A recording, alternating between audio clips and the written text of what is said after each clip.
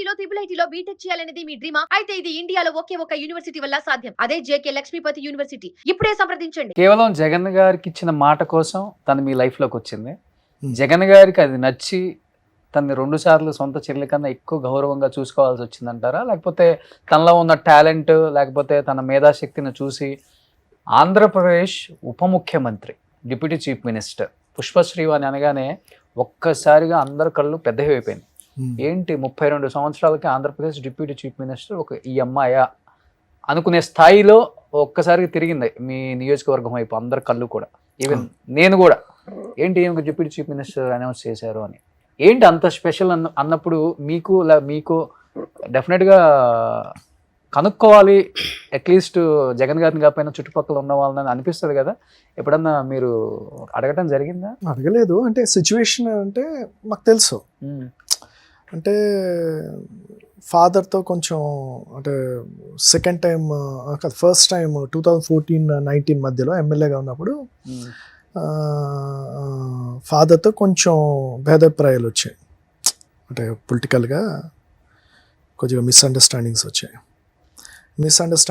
మా పెదనాన్నగారు అటు టీడీపీలో ఉన్నారు. అప్పుడు పెదనాన్నగారు టీడీపీలో ఉంటే ఆ టైంలో ఈ ఎమ్మెల్యేలు లాగడాలు కొనడాలు ఇవన్నీ జరుగుతున్నాయి. బాగా కేసులు పెట్టడం, బెదిరించడం. అలా అప్పుడు చాలామంది వైసీపీ నుంచి టీడీపీలోకి జంప్ అయ్యారు. 23 మంది వెళ్ళిపోయారు కదా. దాంట్లో కొంతమంది మంత్రి కూడా ఇచ్చారు.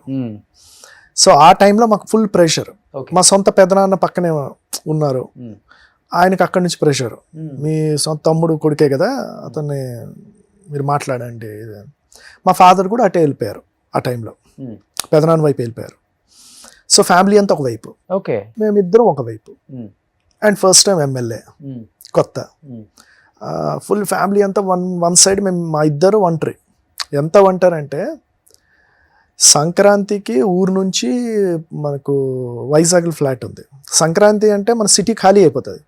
సంక్రాంతి అప్పుడు మేము వైజాగ్ ఫ్లాట్కి వెళ్ళి ఇద్దరం వైజాగ్ ఫ్లాట్లో ఉండేవాళ్ళం. 2 years కుటుంబం ఎవరు రాక. వైజాగ్ అంతా ఖాళీ, ఫ్లాట్స్ అన్నీ ఖాళీ. మన వాళ్ళందరూ ఊర్లోకి వెళ్ళిపోతారు కదా. మేము రివర్స్, ఊరు నుంచి సంక్రాంతి సిటీకి వెళ్ళేవాళ్ళం, వైజాగ్ అని హైదరాబాద్కి వచ్చేసేవాళ్ళం. ఇద్దరం ఒంటరిగా గడిపాం. సో ఆ టైంలో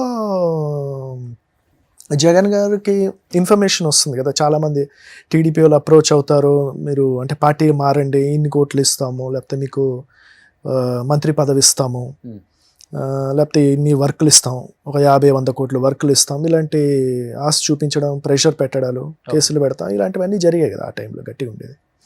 సో ఆ టైం మేము దేనికి లొంగల అని ఒకటే చెప్పాను, జగన్ గారు మేమంటే నమ్మకం, ఆ నమ్మకానికి మేము నిలబడతాం, జగన్ గారితోనే ఉంటాం.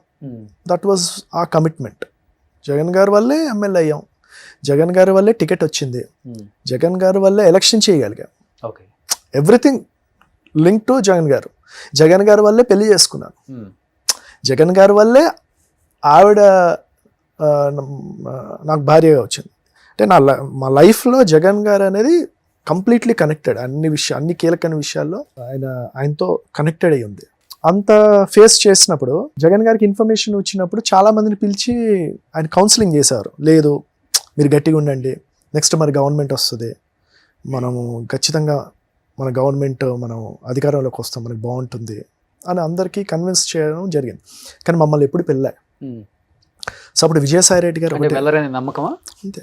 ఓకే, విజయసాయిరెడ్డి గారు ఒకటే అన్నారు, అమ్మ జగన్ గారికి మీరంటే చాలా నమ్మకం, వాళ్ళని కూడా పిలుద్దామా, ఇలాగ ఎవరో అప్రోచ్ అవుతున్నారు గడిగడి వాళ్ళ దగ్గరికి వెళ్తున్నారు టీడీపీ వాళ్ళు అంటే, జగన్ గారు ఒకటే, వాళ్ళని వదిలేయండి, వాళ్ళు నాకు అంటే వాళ్ళు నా మనుషులు, వాళ్ళు వెళ్ళరు, వాళ్ళని వదిలేయండి, వాళ్ళని ఇబ్బంది పెట్టద్దు. పూర్తిగా మమ్మల్ని ఎవ్వరు అసలు అంత నమ్మకం జగన్ గారికి. ఆ నమ్మకంతోనే అంటే ఇలాంటివన్నీ ఫేస్ చేసాం. ఎంత ఫ్యామిలీ వన్ సైడ్ ఉన్నా కూడా మనం జగన్ గారితోనే ఉన్నాం.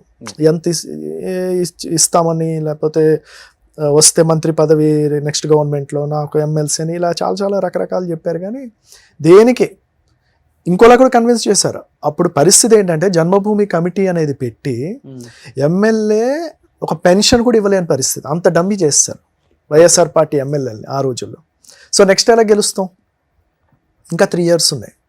సో ఆ విధంగా కూడా చెప్పారు. సో మీ గవర్నమెంట్ రాదు, జగన్ మీరు ఏదో అనుకుంటున్నా వైఎస్ఆర్ పార్టీ అధికారంలో రాదు, జగన్ గారు ముఖ్యమంత్రి అవ్వరు. నెక్స్ట్ ఎలక్షన్లో మీరు ఏం చెప్తారు జనాలకి? మీరు ఏం చేశారని చెప్తారు? ఒకటి కూడా చేయలేని పరిస్థితులు. మీకు ఇంకేం ఉండదు. పదవి ఉంటేనే జనాలు, పదవి ఉంటేనే డబ్బు, పదవి ఉంటేనే ఇదంతా అని అన్నా.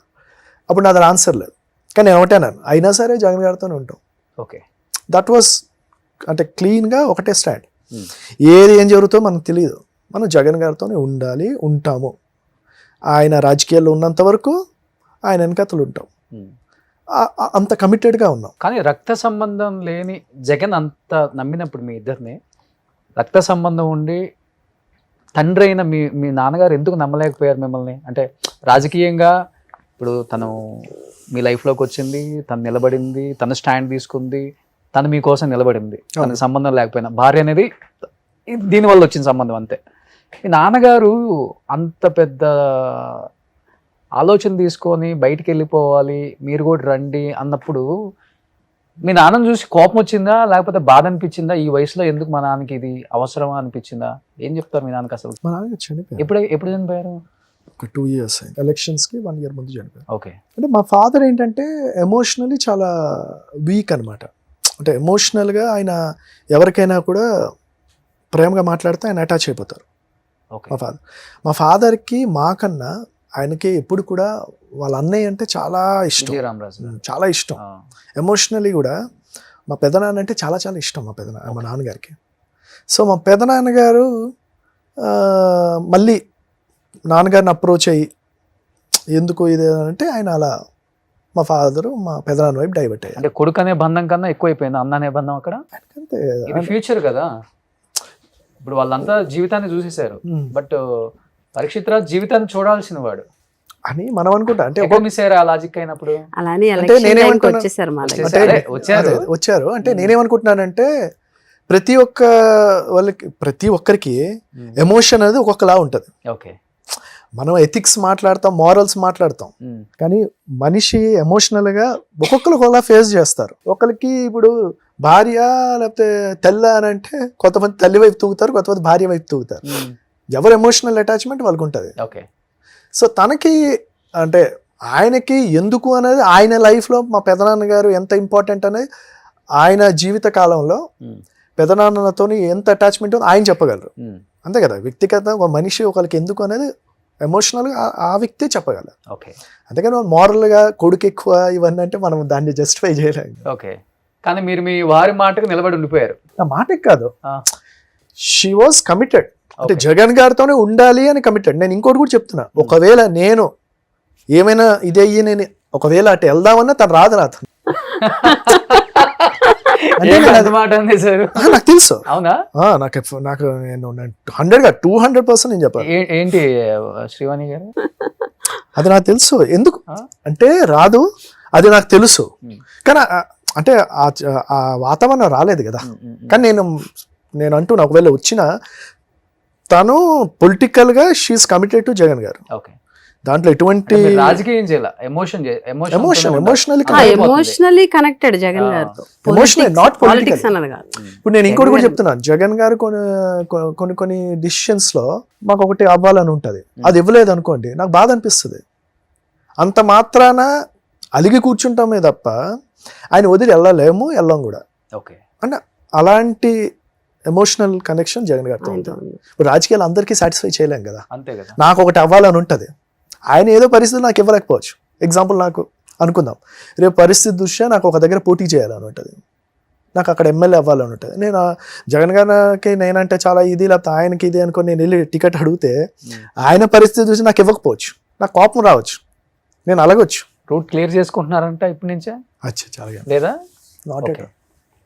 నాకు ఐఎమ్ వెరీ మచ్ హ్యాపీ. నాకేందంటే పుష్పశ్రీవాణిగా అంటే తను కురుపాం నియోజకవర్గం మళ్ళీ ఎమ్మెల్యే అవ్వాలి, నేను ఫ్రాంక్ చెప్తున్నాను, మళ్ళీ ఎమ్మెల్యే అవ్వాలి, జగన్ గారు మళ్ళీ ముఖ్యమంత్రి అవ్వాలి, అయ్యి మళ్ళీ ఆవిడకి మళ్ళీ ఇంకోసారి మంత్రిగా ఛాన్స్ ఇవ్వాలి.